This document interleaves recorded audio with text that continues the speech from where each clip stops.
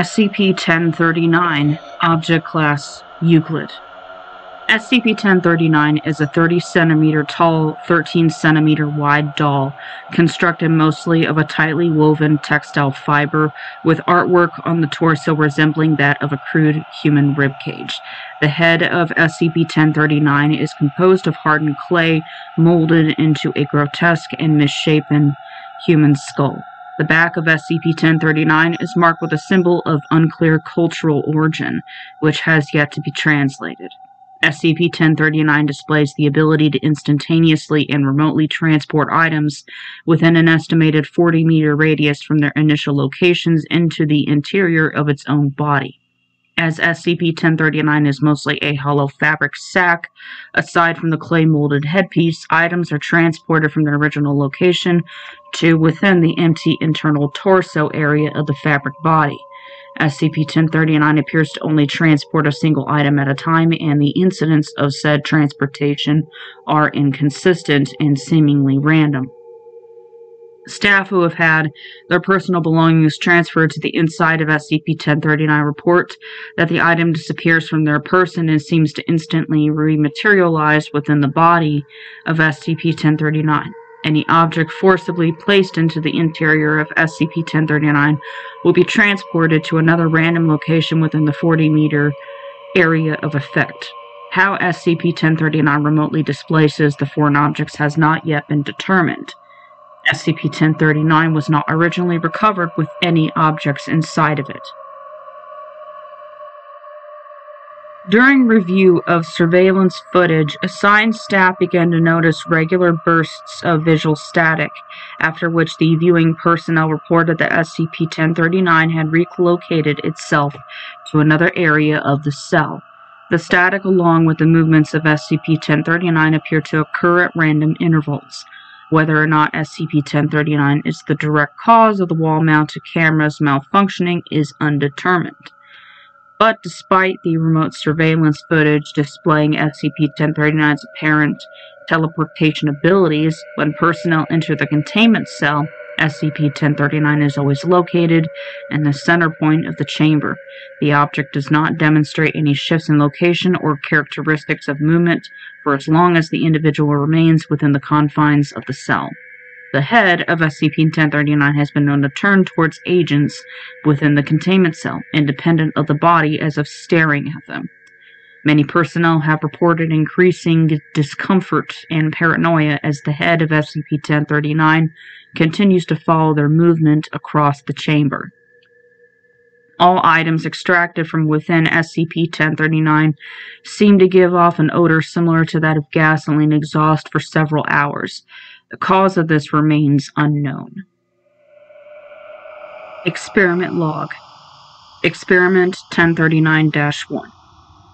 In a test to demonstrate what items SCP-1039 is capable of transporting, personnel were to place a large assortment of polystyrene test cubes ranging in size from 5 cm by 5 cm by 5 cm cubes to 1 meter by 1 meter by 1 meter cubes within SCP-1039's area of effect. Initially, SCP-1039 did not exhibit the ability to transport any of the larger test cubes, seeming to focus exclusively on the cubes no bigger than itself.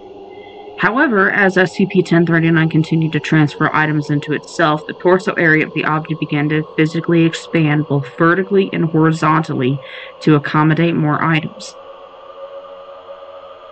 As SCP-1039 enlarged in size, it began to transport the larger test cubes. As more test cubes were transported into the interior of SCP-1039, the fabric of the torso stretched further outward. The test continued for approximately 4 hours before SCP-1039 was temporarily unwoven and the objects were removed. By the end of the test, SCP-1039 measured 4 meters across and 5 meters vertically. As the objects were removed from the interior of SCP-1039, the torso began to gradually contract until it had returned to its original length and width. No limit to this expansion has been found. Experiment 1039-2. Due to SCP-1039's ability to independently transport itself across its containment cell, specifically while it is unoccupied by foreign entities, as well as its ability to physically move its head in the direction of any supplementary occupants of the chamber, Dr. hypothesized that SCP-1039 may be sentient. To test this further, Agent D-1039-1 was sent into the containment cell with an apple and given the order to attempt to coax SCP-1039 into transporting the apple into itself. D-1039-1 continually asked SCP-1039 to take the apple. SCP-1039 did not respond to these requests. When D-1039-1 waved the apple several centimeters from 1039's face, the head appeared to follow the movement of the apple, displaying at least a simple awareness of its surroundings and confirming that it is sentient. However, 1039 continued to be unresponsive to D-1039-1's request to retrieve the apple.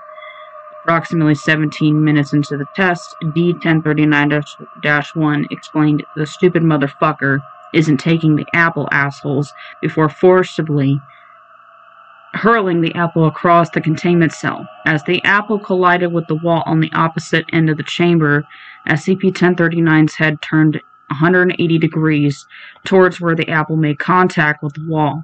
SCP-1039's head retained this position for about 5 seconds before reversing back to its initial location, at which point D-1039-1 began to convulse violently before collapsing onto the chamber floor. Medical staff declared D-1039-1 dead several minutes after the incident. When the contents of SCP-1039 were examined, its torso contained a sizable chunk of brain matter. The autopsy of D-1039-1 later revealed the entire frontal lobe of his brain had been removed. Dr. is no longer permitted to test the awareness or consciousness of SCP-1039. Experiment 1039-3.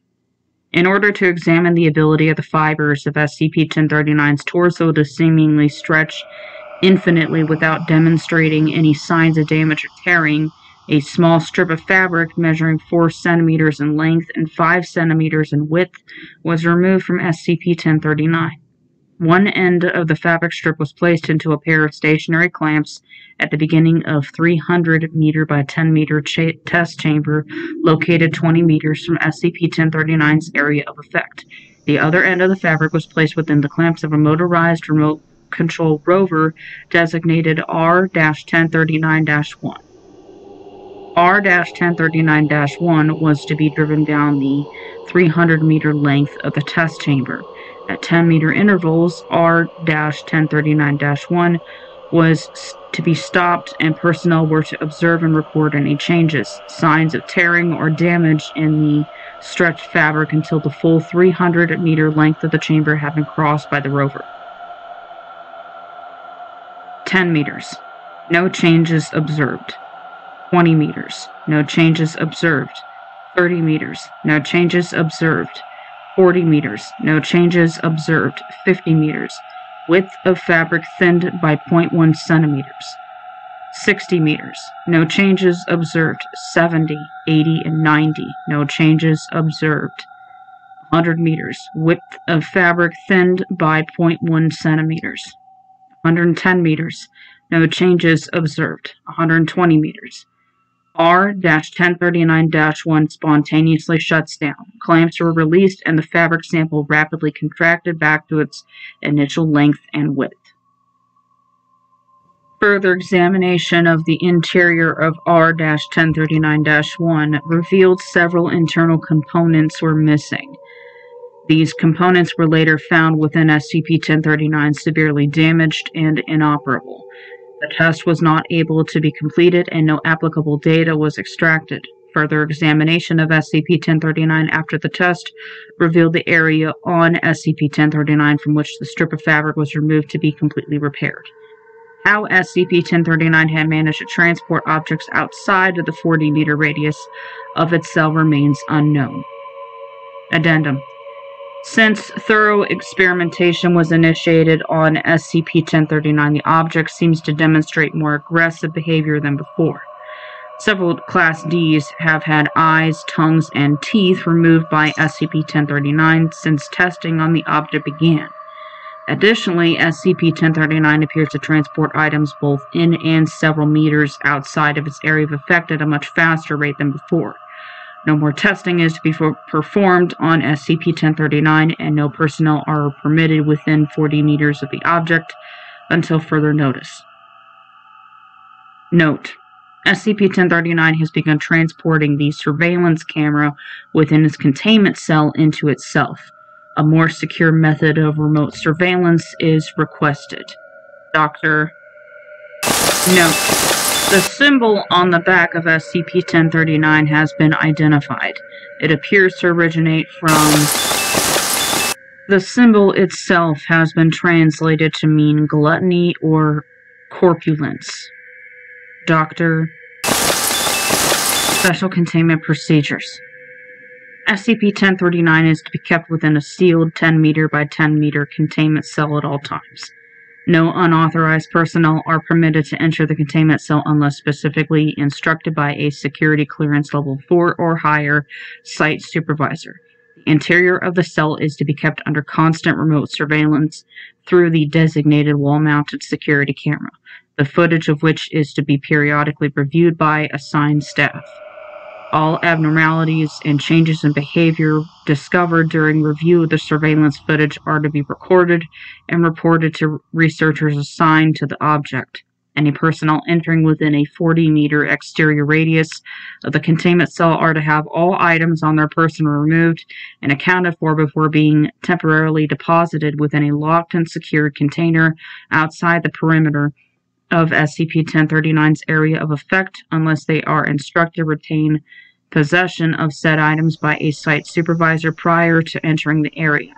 Once personnel exit the area of effect, they may withdraw any items that have been removed from their person. If any items that were previously deposited in the sealed container cannot be found after returning from within the area of effect, this is to be reported to research staff assigned to the object, who will promptly search SCP-1039 for the item. If the item cannot be found in SCP-1039, such an incident is most likely theft and is to be reported to Site Security, who will execute an independent investigation of the matter to the best of their abilities. Under no circumstances are other SCP objects or other items specifically protected by the Foundation, either for research or any alternative reasons, to be brought within SCP-1039's area of effect, unless a security clearance level 5 site supervisor has specifically instructed this course of action be executed in order to research the effects of SCP-1039 on these objects in a controlled environment.